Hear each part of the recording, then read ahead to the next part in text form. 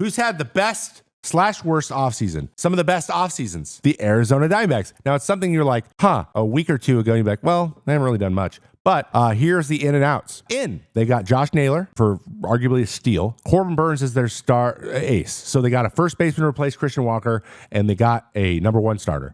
Those two things are what they needed the most, and they filled both needs really well, really savvy.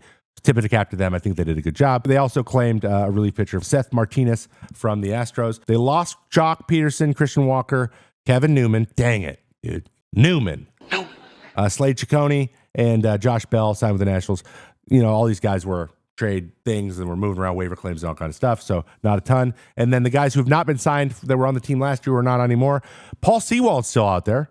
Scott McGough, Brandon Hughes, and Randall Grichuk. All guys who will be probably picked up close to spring training. I don't know why Sewald hasn't been signed yet. I think it could help a lot of different bullpens. So I think they're going to have a good one. Obviously, we then have the Dodgers, another one of the better teams this offseason. Re-signed Teoscar Hernandez, mentioned that already. Signed Haesung Kim, utility infielder, and a guy who I believe he won the batting title in Korea last year. Now, anyone who isn't familiar, Korea, not as good of a league overall as the NPB in Japan, and definitely the MLB. So usually there's a bigger learning curve for guys coming from Korea than anywhere else. That said, great bat-to-ball skills. His things translate a little bit better. Like if you're getting a power guy from Korea, it could go south. I think it goes south more often than, more utility infielders, guys who can run, good defensive players, whatever.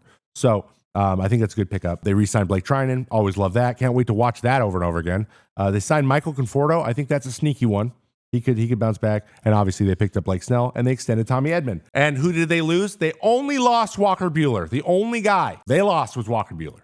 So they added 3 new guys, extended one, and then re-signed 2. And they lost 1 guy. The unsigned free agents, they have Kike, Jack Flaherty, Brent Honeywell, Joe Kelly, Clayton Kershaw, and Zach Logue, which it's only a matter of time before Clayton Kershaw signs a 1-year deal again. He's going to do that forever. The third team who had a great offseason, obviously, the Mets. They added Juan Soto, Clay Holmes, starter Clay Holmes, look at them. Re-signed Sean Manaea, that was big. They added Frankie Montas as a reclamation. I bet you Jeremy Hefner takes him to the promised land. They got Jose Siri to play center field. Dylan Covey, love a Dylan Covey sign. Justin Hagenin, Jared Young, and Griffin Canning all came over, and they lost Luis Severino to the A's. Unsigned free agents. Now they have a lot. Okay, here's everyone who was on the team last year who is not signed yet, which is mind-boggling. Pete Alonso, Harrison Bader, Shintaro Fujinami, Jose Iglesias, JD Martinez, Phil Maton, Adam Ottavino, Jose Quintana, Brooks Raley, Drew Smith, Ryan Stanek, Jesse Winker, and Alex Young. Now, there's a bunch of relievers here that would help a team. We'll see what Otto does. I know Otto wants to keep playing, but there's a lot of nice depth pieces that will probably spread around the league. But I think that Pete probably ends up going back to New York. And Jesse Winker's not signing yet. It's kind of interesting to me because he had a really good year last year. Now, let's talk about the worst teams offseason so far. And I got 2 big boys. 1, the Mariners in no one. Nobody. Mariners have added nobody. Not a single person. No one. Nobody. Why would you say that? Like, you put me in such an uncomfortable situation. Like, I'm not happy. Out Yimi Garcia, and then Josh Rojas signed with the White Sox. He's now their best player. Okay, unsigned free agents. JT Shagwal, another guy who's going to help a bullpen somewhere. Sam Harrigan, Jorge Polanco, Justin Turner, Luis Urias, and Austin Voth. All guys that I see no reason for them to take them back. I wouldn't be surprised if Justin Turner either retired or re-signed, but everyone else, pretty straightforward. Not a good offseason. I don't know what to tell them. Like, I don't know what to tell you anymore. There was options. You had options. They could have used either Bregman or Alonso. Neither one of those guys are going to go because it's just the power's hard to get there. But you can't blame your park for everything. But somehow, the San Francisco Giants signed people, and their park's just as hard to hit in. So that only goes so far. And I've heard that a lot out of the freaking brain trust over there. So you can't say that all the time. You just got to take it. You got to take a chance sometime. You're squandering a very good rotation, and it's frustrating as hell. Are the Mariners just kicking the can down the road for 2 years while they wait for their bats to make it to the bigs? That's just, you can't bank on that. You just can't bank on the guys coming up that you are obsessed with being good. It's just not. There's not that many hit rates. It's just not the way it works. They need production. Either that, or you overhaul your team to be contact and run the bases and manufacture runs. You have to, but they don't run. So they don't run, they don't hit for power, and they strike out the most in the league. You got to pick one. Get a bunch of speedsters, guys. Go trade for Arias. Everyone wants to trade Arias.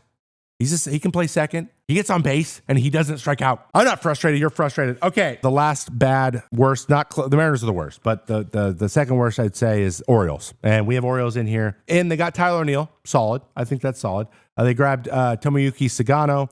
Gary Sanchez is a backup quarterback. You stupid. Catcher. I like that. Actually, I like that pickup. And then Charlie Morton. But they needed an ace. They didn't get one. They still have too many pitchers that are hurt. They're in a window. They're in a core window where their core players are not super expensive yet.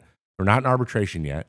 This is the time where you take a couple risks. You go get 3 or 4 veterans, and you pay a guy a lot of money to be there for the first 3 years of his contract. But they didn't do it. They're not going to do it. They didn't do it, and it doesn't seem like that's the goal, which is annoying. Because why do you own a baseball team then? I don't know. Like, they have Bautista coming back. Like, you got guys coming back. Get a couple guys to help you out, and they could be so good. They could be so good, and they're just not doing it. Like, they're missing. They're dropping the bag. They're fumbling, in my opinion. Braves have had an awful offseason. See, that's the thing. Here's how I'm classifying these things, okay? Your year is bad or your offseason is bad when you have the opportunity to do something and you're in the window to win and you don't do anything. Mariners and the Orioles are that. The way the season ended for the Mariners and then they do nothing, that's crazy. Doing nothing is crazy. I swear doing nothing is crazy. It's crazy. And yes, that might mean feeling like you overpaid for somebody. That's what that might mean. And hoping that it works out. Taking a risk. Not everything can be buttoned up. Not every I and T in the spreadsheet can be crossed off before you make a deal. I don't know. It just feels like there's no consequences. And then the Orioles, the same thing. They're so exciting. Their turnaround has been incredible. And I, as a baseball fan, I'm like, can you not ruin this place? Can you not lose this? I mean, the Braves have also done absolutely nothing after putting a bottom tier shortstop and having outfield problems on top, Fried leaving and Cunha and Strider being behind schedule already. True. But again, I'm not going to get mad at Anthopoulos because he's got 8 guys who are all on team-friendly deals. Yeah, do they need to add some pieces? Sure. And I think that there's still guys out there. We just met, like, watch Jesse Winker goes to the Braves. Maybe they grab Seawald. Like, I could see that kind of happening. They'll be all right. And Strider will come back and Acuna will come back. But yeah, they're behind schedule and they're going to be banking on those guys. Losing Fried was big and not adding anybody else. But they also have Chris Sale who won the Cy Young. So I wouldn't put up the red light for them. I think they're still solid. I think they're still in a position to win. But yeah, they didn't get better. You're right. They didn't. I don't think it's going to be too long for Strider. Acuna is a little bit concerning. It was the other ACL, wasn't it? We have a Derrick Rose situation happening. Sorry to put that out there in the world, but I didn't mean to. So here's the deal too. He came back pretty fast in the first one. And compensation is a bitch. I would love to see the statistics and anyone who knows it. How often guys blow out both ACLs in their careers? Like once you blow one out, what are the chances you blow the other one out when you run? And I bet you it's a lot. All right. I mean, the Angels have done more than pretty much everybody, which is nuts. That concludes my top off seasons. Obviously, anything else you guys want to know, hit me in the comments. And I do appreciate you a lot for being here.